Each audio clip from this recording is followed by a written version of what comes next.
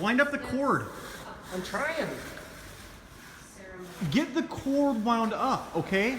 What are you doing? I'm part of this band. I'm not just the roadie. No, you are the roadie. No, you are the roadie. You don't say that to me. You don't take that tone of voice to me. You say, I am the roadie. Say it. I'm the roadie. I am a roadie. I'm the roadie. I am a roadie. I'm a roadie. I am a monkey. I'm a monkey. Are you being is that a sarcastic monkey? It's not. It is a real monkey.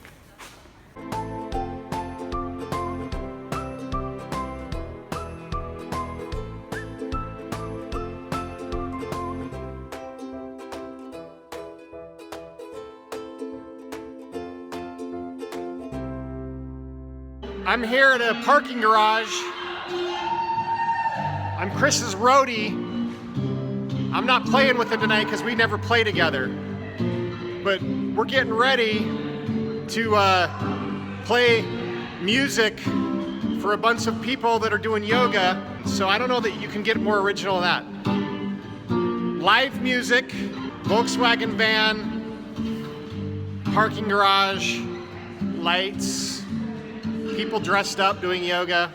It's gonna be an amazing night. I'm really excited for this. This is my kind of deal. This was an idea that came to me last year when everyone was fighting about parking and there's no parking downtown and this and that. When I hear troubles and different things happening in town, like how can I bring myself into that? How can I bring people into one space and have that one common denominator? And it's through my practice. It's bringing people to a space to bring awareness and kind of just to bring us together as like we can settle our differences through yoga. So every single session, every single thing I do is near and dear to my heart. So that encompasses you guys too. So thank you so much. And let's get started with our practice.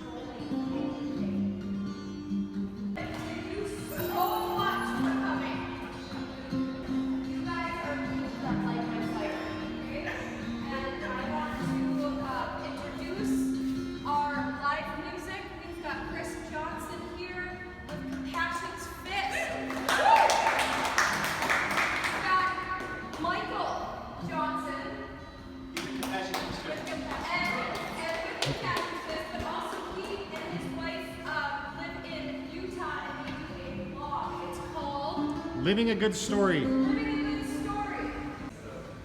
So, did I do as good job as your roadie? Huh? Yeah. Definitely. So this is my friend Marissa. Hi. We met tonight and she was in charge of this yoga, what do you call this? Ramp up yoga. Ramp up yoga. Yeah. That's a good name. Thank you. So tell me about, first of all, just tell me about your business. Like what's the name of your business? What New Love Yoga. New Love Yoga? Yes. And what are some of your intentions or your goals with that business that you have? Well, my mission, I guess, would be to allow every single person in the universe to be able to attain the yoga practice within them. I came into practicing yoga myself thinking that it was a stereotype of something. You had to be a certain thing, a certain way. You had to have a specific body. You had to be a certain age. And when I started my practice, I wanted to, I actually just naturally started debunking it all, that I could attain these things, and build myself up to being the best person that I can be possible. And I how people say, well, if I can do it, they can do it, right? Well, it was true because, I'm pretty hard on myself. I'm a stubborn person, and it really softened me into, a really beautiful space. And I never, ever in my life thought I'd be doing this, and and I know now it is what I'm supposed to be doing. So it's a beautiful thing to teach every single person that comes into my space, comes into contact with me, or I with them, that yoga is attainable. And a lot of people say, well, I can't do it because of this. So I come in and say, no. Let's start all over. Yeah. Let's remove the condition that society has put on us. Let's remove this. Let's remove the blocks, and let's start to fully love ourselves. And it starts with that, that core, I guess, value of truly honoring ourselves, and that brings purpose, it brings passion, it brings in an open outlook or a new perspective to each person. So Awesome. I get good results. Cool. Yeah. So the theme of our channel is living a good story, and that could mean a lot of different things. For us, it was traveling the country for a year in an RV as a family, but it could mean surviving illness, right? And just fighting through that. It could mean a lot of different things. How does yoga help people live their good story? Well, as I was saying in the beginning of class, I like to kind of set that intention to everybody. Lives a different story. We all have a story to tell. Yeah. Our story needs to be heard. Our story needs to be known, right? To put it out there.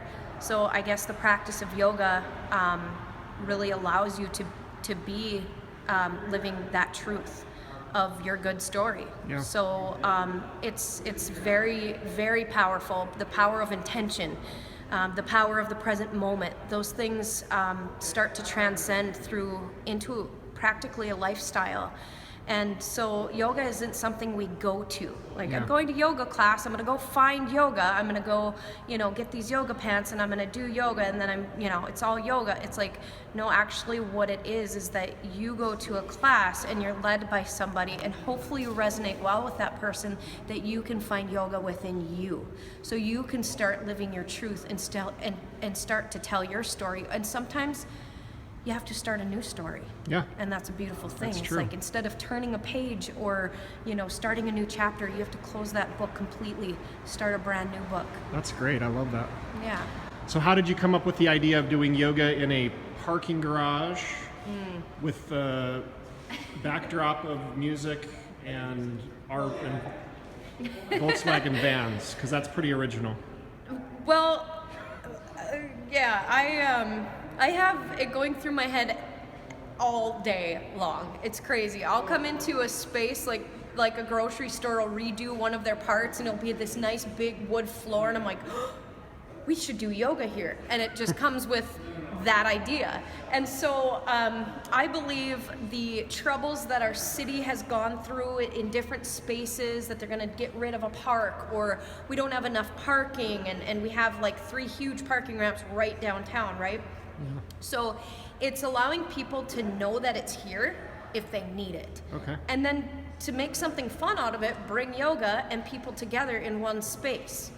And so it's just allowing ourselves to bring awareness to the parts of our city that usually get unnoticed. Yeah. I guess. That's awesome. So our summer outdoor yoga series, we actually finished the second annual one this summer, and that came to me when I asked somebody if they knew where Riverside Dam was, and they said no.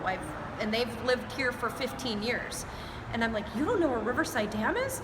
And I was like, all right. So what I did is I picked 7 locations throughout Grand Forks, downtown, near north, and a little south, that are beautiful, that have a good history to them, memorial sites sometimes, and then, beautiful gardens that have been donated by people or in memory of someone. So I like to bring awareness and people into that space so they can enjoy it too. And if it's just for an hour in the summer that you do that, great. You now know it's there. You can bring someone else there and share the value of our city. Well, I felt a lot of joy and peace and love and happiness here. It was really a great experience for me. I appreciate you letting me come. Oh, you're so welcome. Any words of wisdom I have, keep telling the good story.